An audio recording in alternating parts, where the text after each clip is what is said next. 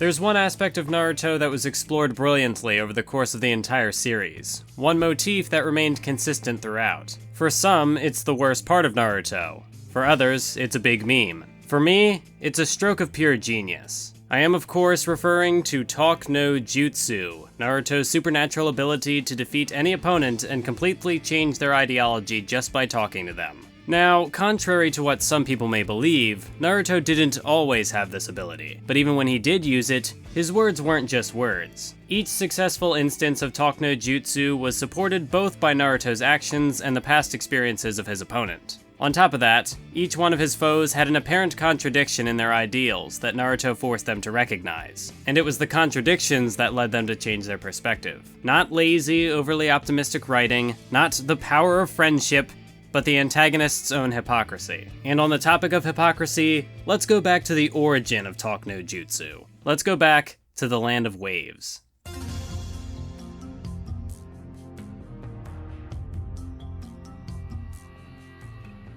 Prior to his initial conversation with Haku, Naruto's desires were overly simplistic.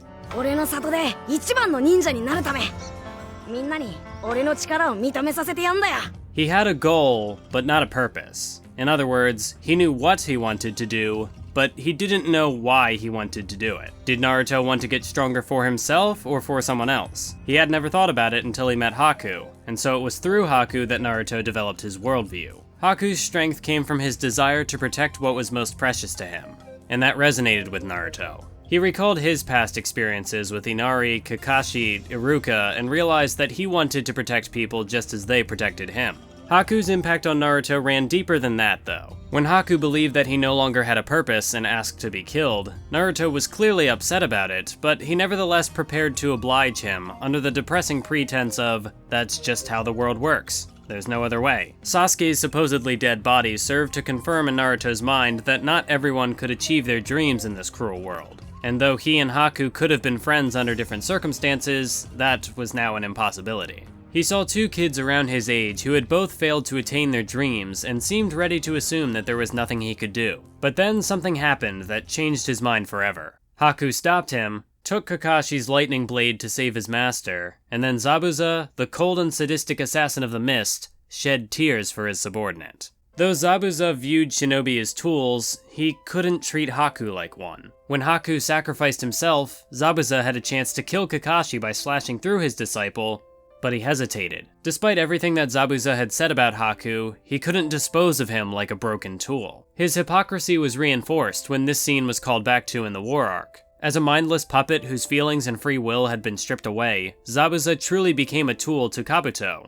and Haku truly became a tool to Zabuza. This mind-controlled Zabuza showed no hesitation in hacking through Haku, but in that state, he wasn't really a shinobi. He was a tool, but he was no longer human. While still alive, however, Zabuza couldn't escape the emotional baggage that came shackled to his humanity. Haku lived to protect Zabuza as his tool, yet he couldn't bring himself to kill Naruto or Sasuke, even when doing so would have helped to protect his master. Likewise, Zabuza was supposed to be nothing more than Gato's tool, but in his last act, he defied Gato and thanked Haku for standing by his side. By affirming their humanity, Haku and Zabuza proved that shinobi couldn't just be tools. Once the battle was over, however, Sakura wondered whether or not those two were right about what a shinobi should be, to which Kakashi replied, "Shinobi ってのは自分の存在理由を求めちゃいけない。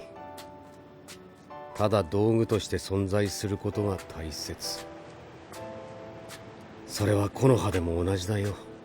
He said that, but when asked if he actually agreed with that idea, Kakashi said no. That this was merely an ideal that all ninjas strive for, rather than what ninja actually were. In other words, not everyone agreed that a ninja should be an emotionless tool, but because that was the widely accepted notion of the perfect ninja, most people just went along with it. That's why, when Naruto rejected that ideal, and said that he would find his own ninja way, it didn't come off as mere fantasy. The current shinobi system was based on a falsehood, and while it would take a tremendous amount of effort to reform this society, actually inciting that change wasn't an impossibility. But before Naruto could convince anyone to change the fate of the world, he first had to convince one ninja that he could change his own fate. 人は決して変わることなどできない。落ちこぼれは落ちこぼれだ。そのも性格も力も変わりはしない。人は変わりようがないからこそ差が生まれ、エリートや落ちこぼれなどといった表現が生まれる。Neji Hyuga subscribed to the notion that all individuals have a predetermined destiny, and that there is nothing anyone can do to change that. At first, he made his philosophy seem pretty convincing. Before his fight with Hinata had even begun, he read her body language like an open book and obliterated what little self-confidence she had. Without throwing a single punch, he would have given her a full-blown panic attack if Naruto hadn't interfered. But all of this strength and menace cleverly masked the obvious contradiction in Neji's ideals. While his all-seeing Byakugan allowed him to see the flaws of the world around him, those distractions blinded him to his own dishonesty. He told Hinata and later Naruto that people can't defy their destinies, and yet his most significant moments showed him actively attempting to defy his own. Neji's cadet branch of the Hyuga clan had been forced to serve the main branch for generations. This was a fate that Neji had been born into, so according to his logic, he would forever remain inferior to Hinata's main branch. Yet, when he was paired against Hinata, he viciously attacked her on a mental and physical level. He consistently referred to himself as an elite, in spite of the inferior bloodline he was born into. While most Talk No Jutsu recipients tried to suppress or abandon their conflicting desires or tendencies, Neji boldly displayed his hypocrisy without even realizing it. That's why, when he and Naruto faced off, their battle was a simple one. Both boys stubbornly clung to their ideals and butted heads over and over again, each believing the other to be full of crap. The difference was that Neji's actions and words were contradictory, while Naruto's remained consistent. As such, it's only fitting that Naruto, the problem child who couldn't even pull off a basic clone jutsu in the Ninja Academy, would fool the talented Neji with his trademark Shadow Clone Jutsu, a Jonin-level technique he had mastered as an attempt to defy his fate. He won the match, and by winning in this manner, by using an ability that a so-called failure should never have perfected, he definitively proved that Neji's philosophy was wrong. This was hammered home when Neji found out that the inciting incident for his pessimistic worldview was actually a lie. That his father hadn't been forcibly killed, but instead chose to die of his own free will and thus escape the shackles of his predetermined destiny. There was no room for debate. He was wrong. 自分のためにだけ戦い、自分を愛して生きる。他人は全てそれを感じさせてくれるために存在していると思えば、これほど素晴らしい世界はない。この世で俺に生きている喜びを実感させてくれる殺すべき他者が存在し続ける限り、俺の存在は消えない。Gaara was the first of many twisted Naruto parallels that appeared in the series, but he also served as a combination of previous conflicts Naruto had overcome. Like Neji, Gaara had been shackled to a predetermined destiny of his own. He would forever be hated. And like Haku, he had been left without a purpose for living. Gaara was born with a monster trapped inside of him, and he had been cast aside by his village just like Naruto. As a child, he craved friendship and acceptance but was denied these things at every turn, constantly met with the same contemptuous glare. Eventually, after he was betrayed by the only person whom he thought loved him, Gaara did what Neji refused to do and embraced his fate. He decided that families were mere hulls of flesh connected by hatred and murderous intent, and that he could only survive off the suffering of others. Killing became his purpose. Isolation became his vindication. Or did it? 本当の孤独を知る目。そして、それがこの世の最大の苦しみであることを知っている目。言ったはずだ。お前は俺と同じ目をしていると。力を求め、憎しみと殺意に満ち満ちている目。己を孤独という地獄に追い込んだ者を殺したくてうずうずしている目だ。One cannot truly feel hatred without first experiencing love, and therein lies Gaara's conflict. He claimed that he killed to feel alive, and in doing so, he held isolation above all. But in truth, Gaara hated being alone. The very source of his hatred, represented by the kanji that he carved into his skin as a child, was his wish to be loved. He tried to abandon this desire by loving himself, but he could never fully do so. To Gaara, a meaningful battle wasn't just a physical deathmatch, it was a scenario in which one individual waged their purpose against another's. And by losing the battle, that person would lose their reason to exist. In both Sasuke and Naruto, Gaara was confronted by an opponent who shared personal ties with others. Since Sasuke's conviction was split between his desire to protect his comrades and his desire for vengeance, he was defeated. Against Naruto, however, it was Gaara's resolve that faltered. After Naruto had learned of Gaara's upbringing, he viewed Gaara as a manifestation of the monster he himself could have become, as well as a reminder of his own dark past that he wanted to leave behind. Because of this, Gaara impacted him in a way that no one else in the Chunin exams could. Where Neji had angered Naruto, Gaara terrified him. Where Naruto had been itching to fight Sasuke, Rock Lee, and others, he wanted to avoid Gaara altogether. That is, until the lives of his allies were at stake. Unlike Gaara, who believed that isolation gave him strength, Naruto's power came from his connections. And unlike Sasuke, Naruto's commitment to his comrades was absolute. He initially feared Gaara not just for his similar background, but also because he, unlike Naruto, had managed to fight for himself while remaining isolated. He was afraid of the possibility that embracing solitude would make one stronger than those who had escaped it. When forced to fight him, however, Naruto recalled Haku, another shinobi who once stood at the center of solitude, and was reminded that loneliness does not lead to power.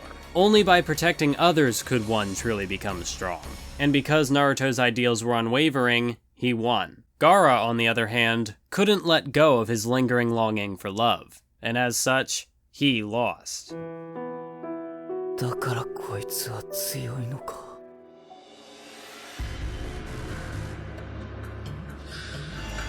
認めてやるよ。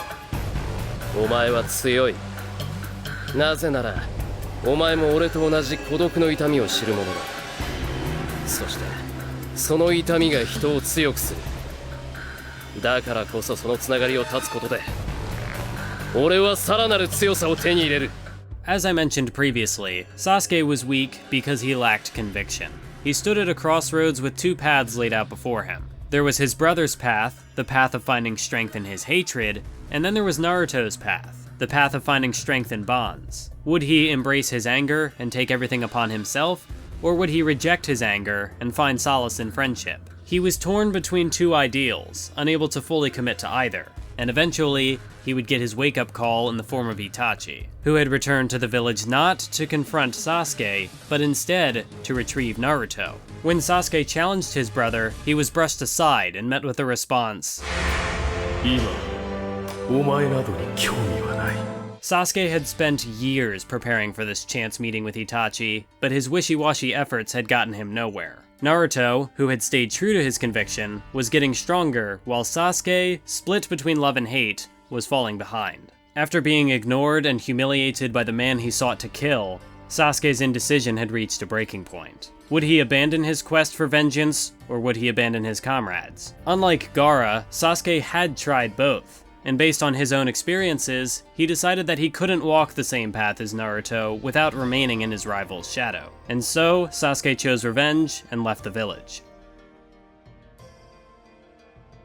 When Naruto finally confronted Sasuke in the Valley of the End, he lacked the same level of understanding that led him to victory against Neji and Gaara. Rather than challenge Sasuke on his ideals, he instead attempted to guilt-trip him. Our peers risked their lives to bring you back. Orochimaru killed the third Hokage. Does Konoha mean nothing to you? To Sasuke, these were non sequiturs. He didn't care about what other people had done, he cared only about power and how to attain it. So what if Orochimaru killed the third Hokage? He could make Sasuke stronger. To win Sasuke over, Naruto needed to convince him that the path offered by Orochimaru, the path of hatred, was not the path to power. And to do that, he needed to fight and defeat Sasuke. So they fought. But because Naruto couldn't understand Sasuke and tried to drag him back to Konoha by force, he lost. His talk no jutsu failed.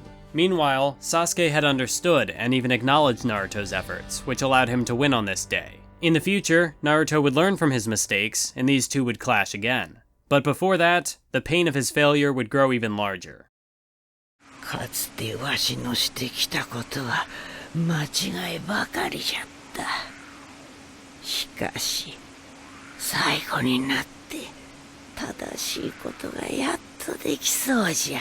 The next two story arcs highlighted Naruto's struggle to move past his loss. Hot off the heels of a 3-year time skip, Naruto had a new look, a better grasp of his abilities, and an enhanced feeling of inadequacy, knowing that the power of the nine-tailed fox was slowly eating away at his psyche and on the verge of triggering a severe mental breakdown at a moment's notice. Worse still, another one of his comrades was abducted, and just like last time, there was nothing he could do to prevent it. In typical Naruto fashion, he plunged headfirst into the Kazekage rescue mission, but because he couldn't keep his emotions in check, he accomplished next to nothing. The only character who actually benefited from his inclusion was Lady Chiyo. Her contradiction was that she burdened the next generation with her generation's problems, yet had no faith in them, and took no actions to help them bear that burden. In other words, she wouldn't take responsibility for them, but expected them to take responsibility for her. This dichotomy was strengthened by her reluctance to accept help from other villages, and she even went so far as to say that friendly alliances are fundamentally impossible. This was why Naruto impacted her so greatly.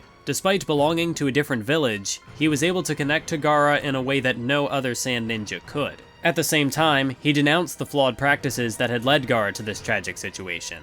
The flawed practices that Lady Chiyo had taken responsibility for. Since Naruto hadn't actually backed his words with meaningful action like in the past, however, Chiyo needed to face her contradiction through an outside party. She needed a battle of her own to strengthen her doubts, and that's exactly why she fought Sasori. Her grandson was a prime example of what Chiyo's toxic ideals had created. An emotionless puppet who felt nothing, even at the prospect of a close family member dying.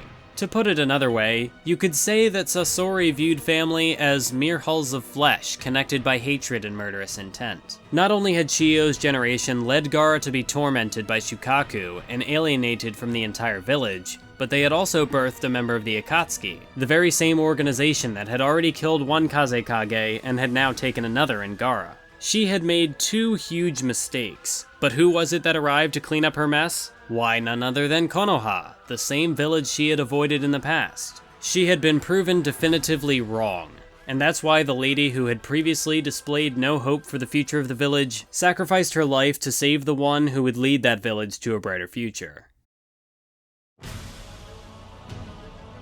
確かにチームワークは大事さ。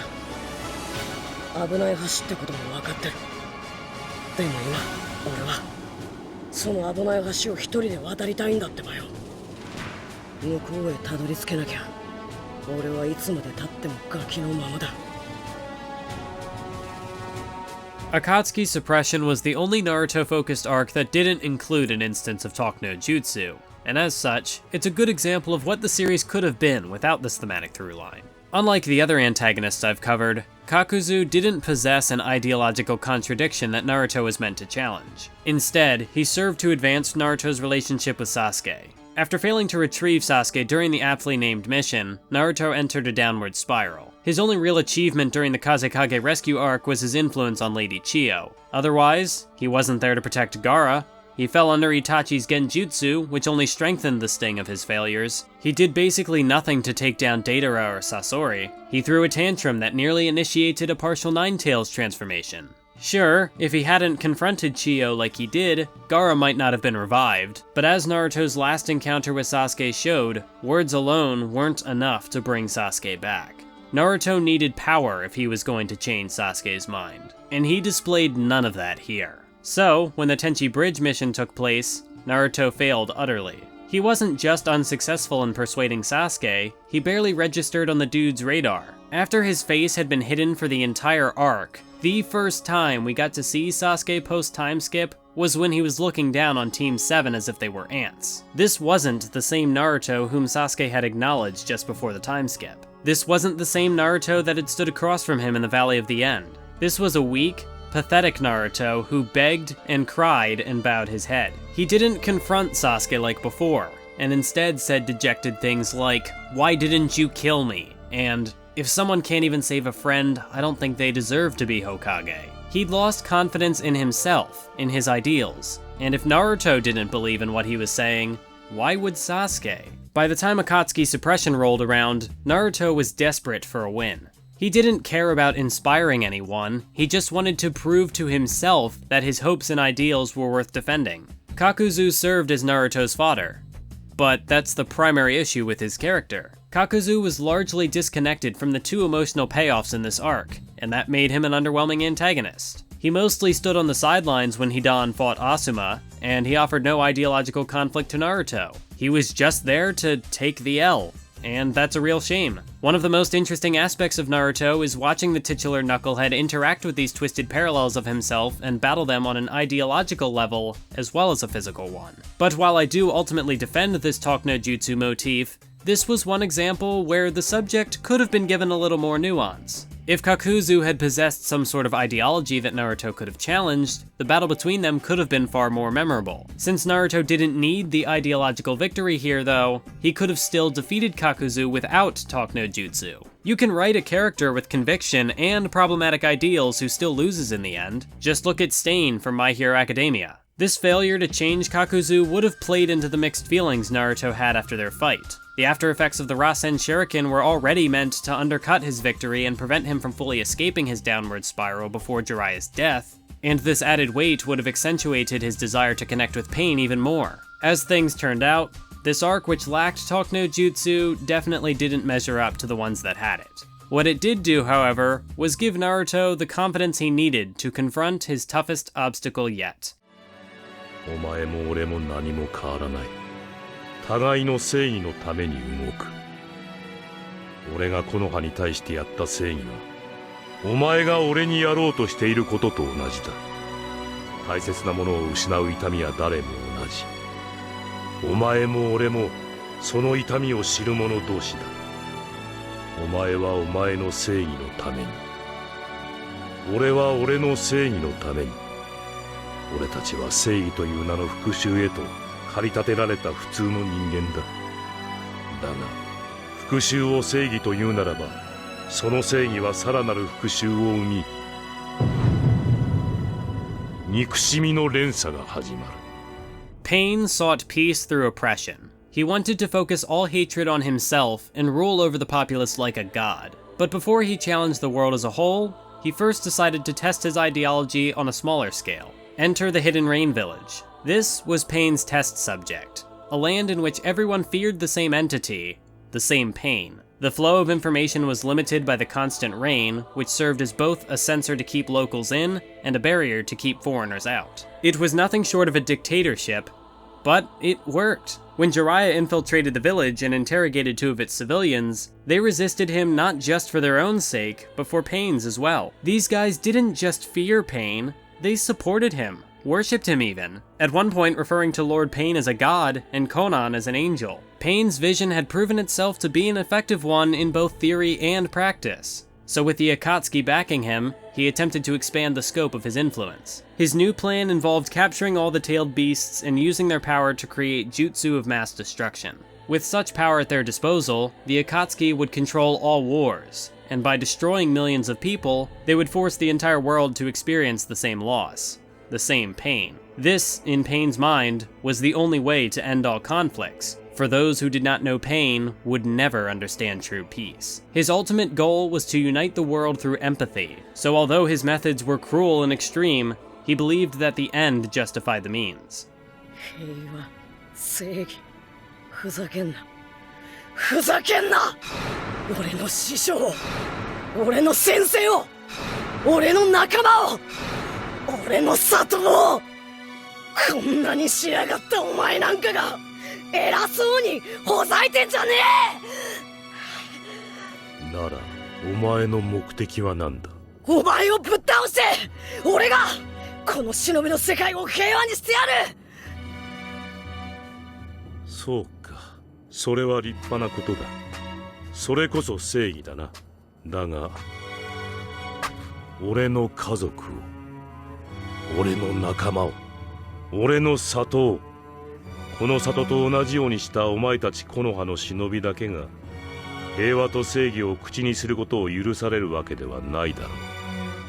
There's a good reason why even Part 2 haters will point to the Pain assault and say, this was when Naruto got good again. Pain is one of, if not the most imposing antagonists the series has to offer, as he needed to be. After Naruto had defeated Kakuzu and started to escape his downward spiral, Pain killed Jiraiya and undercut Naruto's progress almost immediately. Then he presented Naruto with an ideological conflict that, while disagreeable, couldn't definitively be countered. Pain's perspective was reasonable, and his arguments appeared to be sound. But most importantly, Pain had conviction. He wasn't like Neji, whose actions and ideals had so blatantly contradicted each other at every turn. He didn't struggle with an internal conflict like Gaara, who had been continuously haunted by a more loving past that he so desperately wanted back. If Pain had an underlying contradiction in his ideals, he kept it hidden, just as he did his true identity. Where Neji's hypocrisy had been obvious, and Gaara's actions had been weakened by his own inner turmoil, Naruto couldn't read Pain, and Pain hadn't weakened himself. As such, when he was faced with the question, how would you confront this hatred in order to create peace, all Naruto could say was, I don't know, but your piece is still wrong. Of course, this response, which lacked any supporting evidence or pathos, wasn't going to satisfy a man with such conviction. To properly understand Pain and refute his ideology, Naruto had to confront him face to face. He had to hear the tale of Nagato, the man behind the mask, and only then could Naruto discover his enemy's hidden hypocrisy. The brilliant thing about Pain Nagato's characterization is that his contradictions were hiding in plain sight, but Kishimoto still managed to hide them behind other layers of his character, like the multifaceted power of the Rinnegan, the mystery surrounding his true identity, the emotional appeal behind his frightening ideals. But while Nagato's hypocrisy had been present even early on, Naruto didn't receive all of the details until the very end of the arc. Jiraiya was able to recognize the contradictions, but he was too late. He had lived a life full of failures, and thus had nothing to say that would change Nagato's mind. He could say that Nagato was wrong, but he had no experiences to support that claim. All he could do was have faith in Naruto, but when he died, he took his knowledge and memories of Nagato with him. Nothing was passed along to Naruto save the tales of a gutsy shinobi novel Jiraiya had written using Nagato as inspiration for the protagonist. These elements added weight to his presence in the story, but they were carefully integrated in a way that didn't detract from his equally intricate hypocrisy, something that had been hinted at from the very beginning. Nagato had convinced himself that he was still striving for the same goal as Jiraiya, but in reality, he had abandoned Jiraiya's teachings long ago. More specifically, by attempting to unite everyone through pain, Nagato had abandoned true empathy. He placed himself on a pedestal and called himself a god that would rule over the world and guide it towards peace. But in doing so, he stopped trying to understand and empathize with people. At one point, he even told Naruto flat out, 人は決して理解し合うことのできない生き物だと悟らざるを得ない。 And yet he still tried to connect them through a mutual understanding of pain. His ideology was fundamentally flawed, and as Naruto started learning more and more about him, the cracks in Nagato's argument began to intensify until it eventually shattered entirely. He wanted to guide the world toward peace, but he later said that true peace cannot exist, and so he would instead strive for periods of temporary peace. All of this he said without recognizing how twisted his original goal had become. As an outsider looking in, however, Naruto did recognize it, but he could only do so after he had defeated the 6 Paths of Pain, a literal manifestation of Naruto moving past his pain. By feeling a burning hatred and then deciding to compromise on his vengeance for the sake of peace, Naruto did what Nagato had failed to do. He never lost hope, and he didn't forsake himself or his sensei. Just like with Jiraiya, Nagato rejected this as a non-answer, so Naruto went right after Nagato's contradiction. When Naruto quoted Jiraiya's book, Nagato realized that he had become the very thing he had once been fighting against. The moment pain was created was the moment Nagato lost faith in himself. His alliance with the Akatsuki and his attack on Konoha had all been for nothing, so in his last act, he undid as much damage as he could with the Rinne Rebirth and put his faith in Naruto, hoping that the young ninja could carry his dream forward and succeed where he had failed. Nagato had changed over time, and in changing, he had contradicted himself. But though Naruto had stumbled as well, he ultimately stayed true to his word. At the end of their clash to move toward peace, Naruto's pending answer was better than Nagato's wrong answer, and so Nagato decided to match Naruto's compromise with one of his own. This was hardly a definitive victory, though, as Naruto's exchange with pain would weigh on his mind all throughout the chaotic 5-Kage summit. てめえは一体何がしてんだよ。なんで俺にそこまでこだわる。友達だからだ。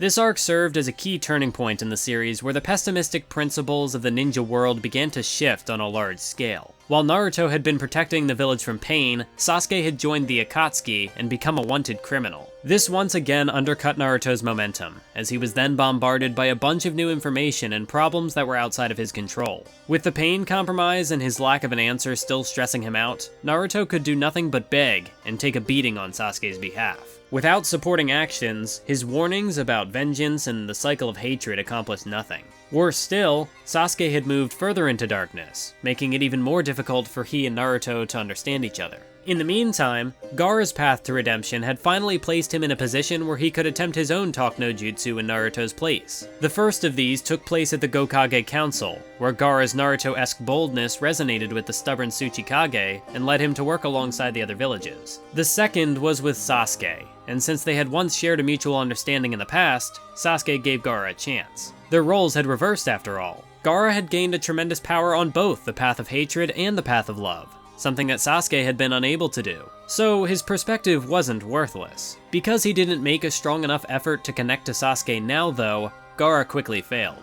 He saw the same look in Sasuke's eyes that he did before, but he made the mistake of attempting to reach the old Sasuke that had been torn in two. The current Sasuke may have shared the same look in his eyes, but those eyes had evolved. He no longer had any need for nor interest in personal ties. He had found power down the path of isolation, a power far greater than Gaara had achieved. So when Gaara continued to lecture him based on his own experiences, instead of attempt to understand the man before him, Sasuke lost interest. Like Naruto at Tenchi Bridge, Gaara had nothing new to offer, and when push came to shove, he tried to bring Sasuke down by force and failed. Something similar took place with Kakashi and Sakura, two people who had once been able to reach out to Sasuke, but now were unable to do so due to their lack of understanding. While everyone was telling Sasuke that what he was doing was wrong, they weren't making an effort to relate to him, and so he didn't care about their opinions. On the other hand, Naruto, who had wanted to understand Sasuke from the very beginning, had now experienced Sasuke's pain. But since the situation had changed, he still couldn't counter him. To connect to Sasuke and finally convince him to return home,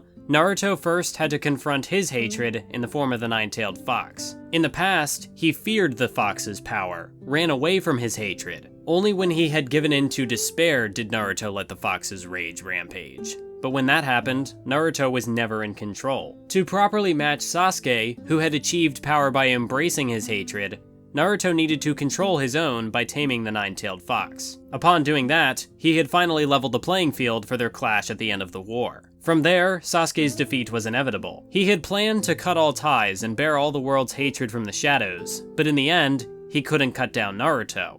He never could. His desire to protect his comrades hadn't been erased entirely, as instinctual displays of selflessness like the one he displayed against Haku had continued to slip through on occasion, even during the war. As well as that, Sasuke knew the pain of loneliness. Unlike Pain, who in a similar position viewed himself as a righteous god, Sasuke knew that his notion of a Hokage would lead to his own suffering. Even as he was giving his response to Naruto, he hesitated. 闇の中の憎しみはなくならん。それならいっそ。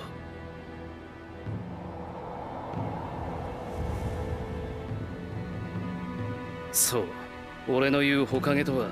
Deep down, Sasuke couldn't abandon his connections. He couldn't go back to being alone, and that's why he had lost before the battle even began. With that being said, Naruto's previous ideological opponent didn't go down so easily, and much like Sasuke, he served as a culmination of everything Naruto had faced beforehand.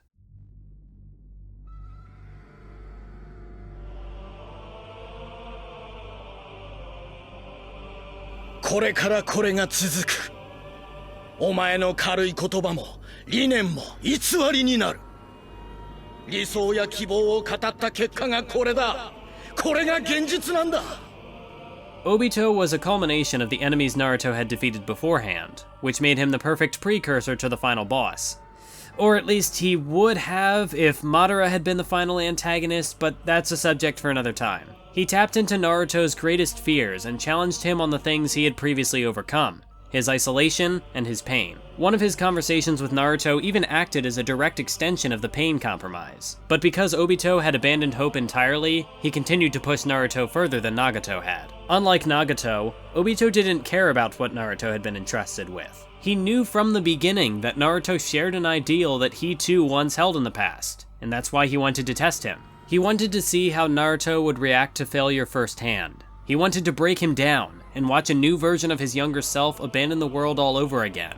He wanted Naruto to validate his own choices and prove that his life wasn't a complete failure. Naruto found strength in connections. Obito suffered because of his connections. Naruto confronted his pain.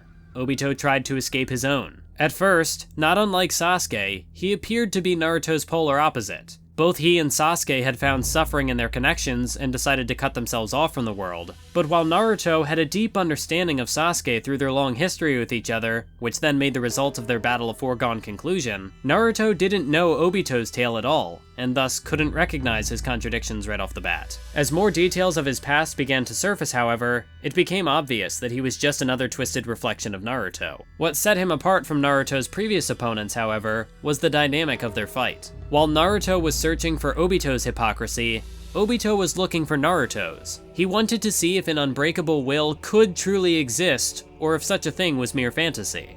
So on that note, were Naruto's actions consistent with his ideals? It's one thing to say, "I'll never go back on my word," but this theme would ultimately fall flat if Naruto was a hypocrite all along whose behavior was never questioned. So let's examine his core principles and see if they hold up. After his team was attacked during the escort mission, he vowed that he would never run away again. He contradicted this during the Chunin exams when he wanted to run from Gaara, but Gaara called him out on it. He threw Naruto's boasting back in his face, and when push came to shove, Naruto overcame his fear to protect his comrades. He acknowledged his hypocrisy and truly corrected it, for that was the last opponent he ever tried to run from.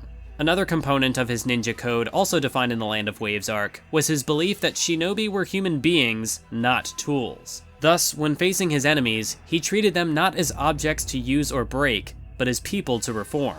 His battles weren't just battles, they served as a dialogue between two characters. This was also contradicted in a meaningful way. During the first Sasuke fight, Naruto demanded that Sasuke acknowledge him as an equal right after he said that he would drag Sasuke back to Konoha by force. Sasuke initially refused, of course, because Naruto wasn't displaying equality in his actions, he was attempting to display dominance. Sasuke's eventual compromise came only after Naruto stated that he saw Sasuke as a brother. But while he was willing to compromise, Naruto was not. Even after he had been acknowledged, Naruto still refused to acknowledge Sasuke's desires, and so he had already lost the ideological battle.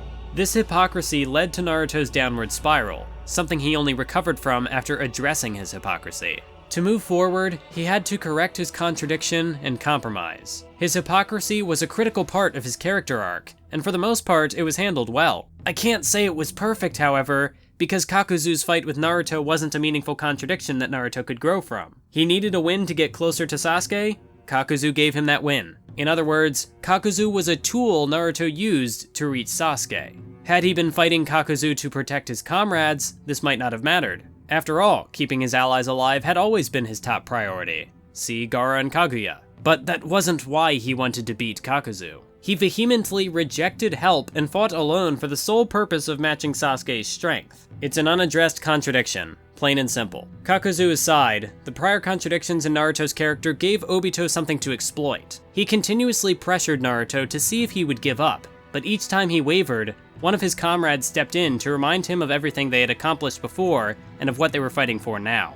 Just as Naruto wanted to help others, he could be helped by them. Obito, on the other hand, was alone. He lacked the same support network that Naruto had built, so instead of testing Naruto, he wound up testing himself. As Naruto was continually validated, Obito's will started to weaken. He began to see images of an alternate reality where he hadn't abandoned his comrades, where he hadn't abandoned hope. The dream that he had wanted to fulfill in the infinite Tsukuyomi became real. His ideal world, his ideal self, was standing right in front of him. Obito lost hope in reality and pursued a dream, and because of that, any happiness he could obtain on that path would only be an illusion. Plus, he had claimed that the name Obito Uchiha was meaningless to him. but it was his past experiences that continued to motivate his actions. His contradictions were obvious, but he had repressed the past for so long that his denial was nearly impossible to break through. Even after Naruto had looked into his heart and spelled it out to him point blank, Obito still rejected the truth. He stubbornly defended his choices because to do otherwise would undo everything he had spent a majority of his life working towards. He would be forced to accept that he had sacrificed everything for nothing. As he began to acknowledge Naruto's words, as well as his own mistakes, he tried to rationalize his position. There's no need to walk a rugged path with an unclear endpoint. Anyone would take the easy path to peace, and that's just what I'm doing. Naruto refuted that there were no shortcuts or easy ways to escape hardship. Obito was just running away from his problems and projecting righteousness onto himself. But even then, he hadn't truly given up. 今までの道に後悔もない。だったら今さら木陰の自分なんか想像すんな。リンが見守りたかったのは今のお前じゃねえよ。内葉オビトだ。Naruto was able to defeat Gaara by himself for the sake of his comrades, so when Obito was too much for him to handle alone, his comrades returned the favor. His journey had come full circle. Hope had taken a physical form in the bonds he had forged, and as Obito lay defeated on the battlefield, he finally confronted his hypocrisy and acknowledged this hope once again.「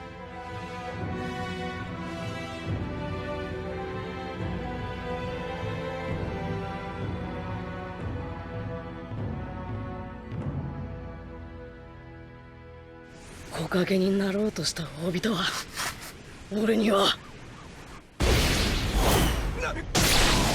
っこよくしか見えねえよ!」 This quote has garnered criticism for being too sympathetic towards Obito. Some people even believe that this acceptance undoes the tragic elements of his character, and this potential frustration is understandable. Here's Naruto, the protagonist and moral center of the story, praising the man responsible for Neji's death. I can see why that would raise a few eyebrows, so let's unpack what Naruto actually said here. At the end of the day, Naruto saw Obito not as a murderer or traitor, but as an ally.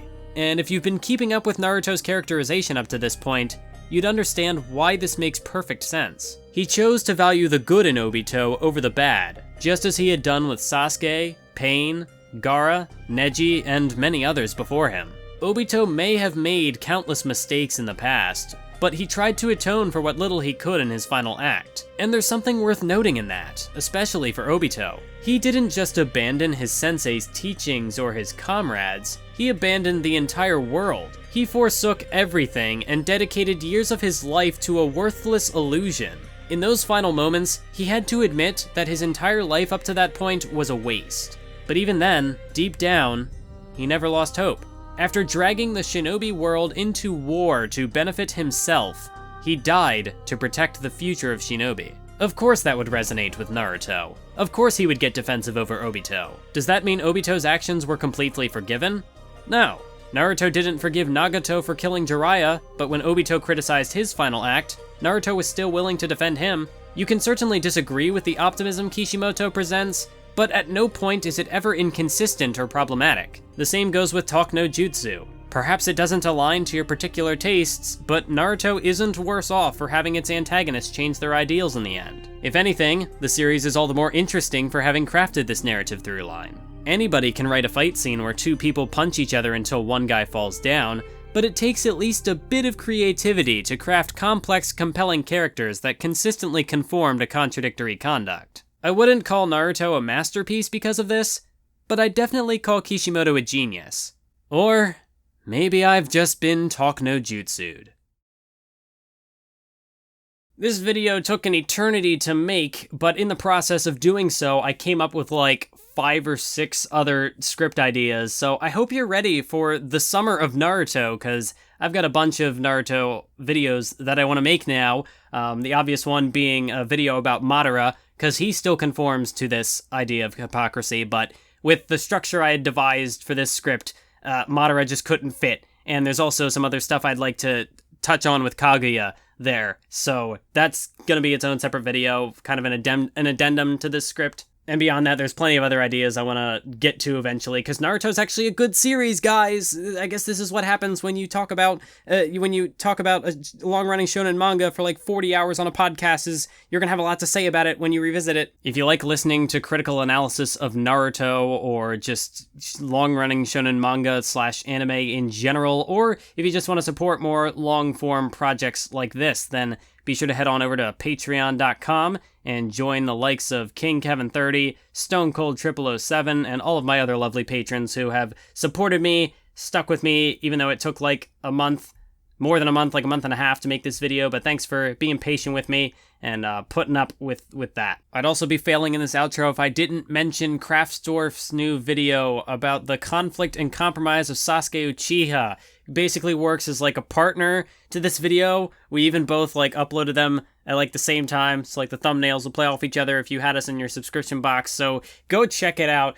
Sasuke gets a bad rap, and it's bad, but Kraftsdorf has a great defense of Sasuke, analyzing his character and how great he is. So when I said before that Sasuke is one of the best characters in Naruto, I wasn't memeing, it's real. Go watch that video and you'll understand too why Sasuke is the best and he's great. I feel so bad for him because we came up with this idea. He'd already written the Sasuke video, and then I decided I would do Talk no Jutsu. We were gonna have them play off each other. So he was all done, and then I was like, oh, it's just gotta write a video about Talk no Jutsu. It's not gonna be too bad. And then I took like a month to make the video, so he's just been waiting on me. He's got the video done and everything, and at the time of recording this, I still have like a week of editing to do, but he's all done already. He's waiting on me. I feel bad. I had to make him wait to do this. So go over there and yeah, support Kraftsdorf as well, because he had to wait on old me, who was just moving along at a snail's pace, and I feel bad, but sorry, Kraftsdorf.